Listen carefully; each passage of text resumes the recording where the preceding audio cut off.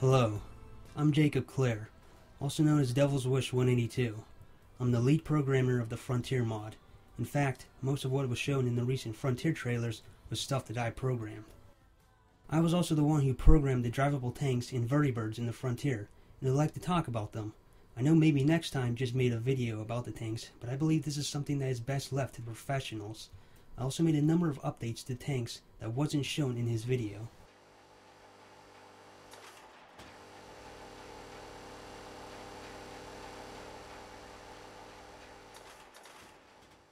I'd like to start off with where the idea for the tanks originally came from.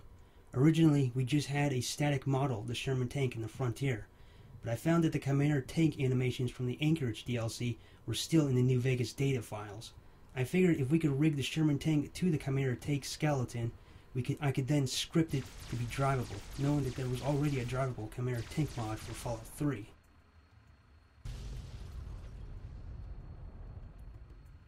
So I had Wade Jason figure out a way to rig the Sherman, and miraculously, he managed to pull it off.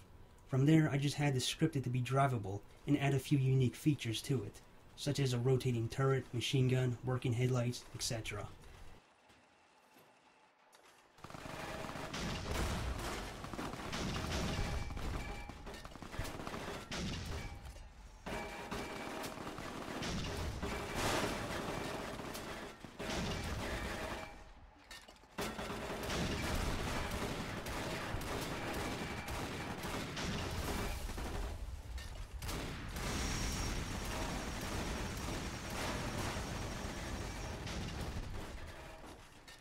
Take note that the tank is a living creature with an AI, such as the Chimera tank. And now do note that there is only one tank for you to drive in the Frontier. Now, it actually hasn't been decided how many tanks will be in the Frontier, or how they will be acquired. The tanks will also have a limited amount of ammo that can be replenished by adding special ammo to its inventory that can only be used for the tank. You have to use the repair tool to slowly repair the tank, which will use up scrap metal as you repair it. We plan to have at least one quest that will require for the player to use a tank, but for the most part it will not be required for the player to use a tank to play through the Frontier.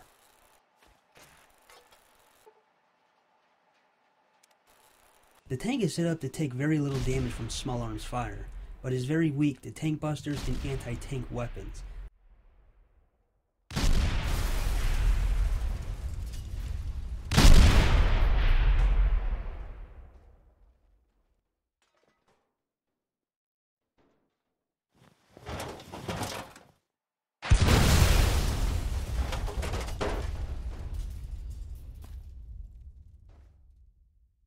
The tank also has body parts and weak spots that can be targeted in VATS, similar to other creatures in the game. Crippling the treads will reduce the speed of the tank, as well as crippling the turret will reduce its aim. The player will also die if the tank explodes while inside of it.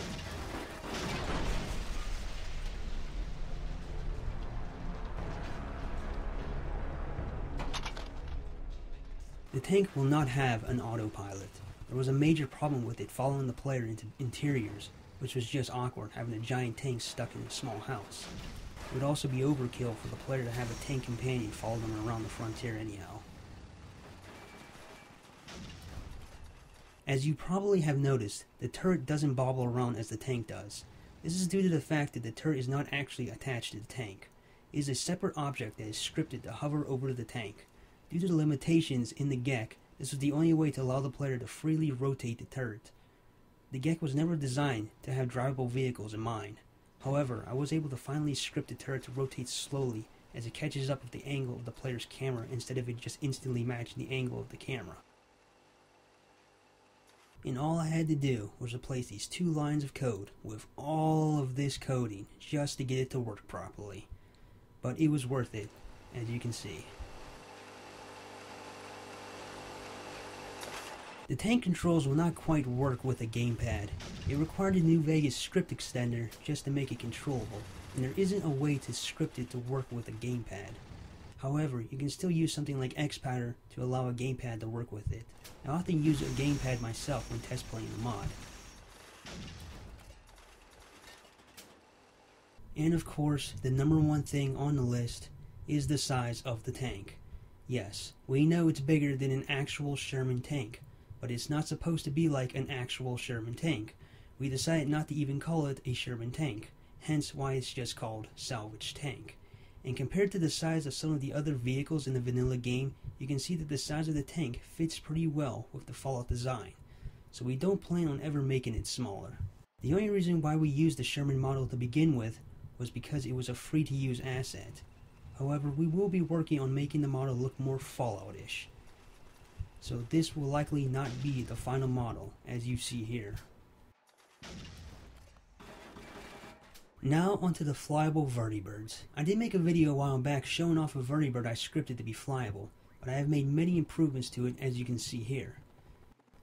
The Vertibird now maneuvers much more smoothly and realistically. Just as with the tank turret, it now rotates slowly with the camera.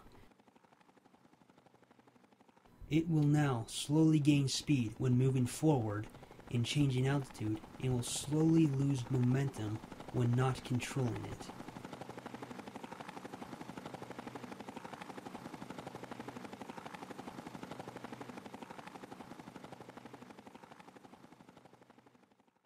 There have been many small touches made to it to give it a more realistic feel.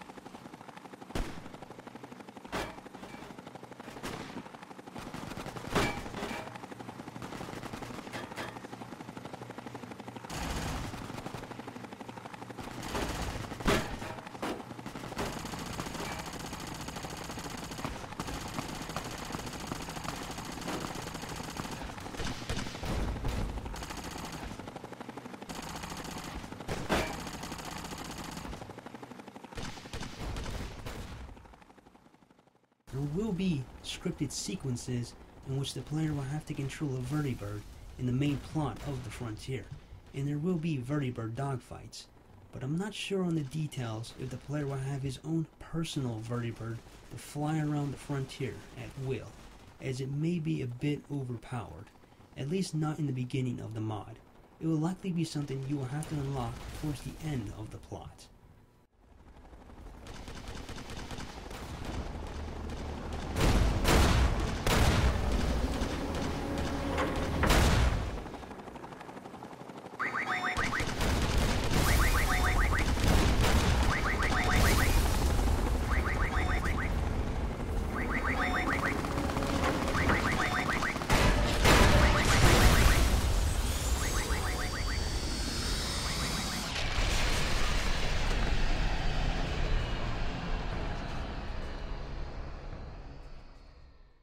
I believe that should just about cover everything you need to know, as of now, about the drivable tanks and Vertibirds in the Frontier.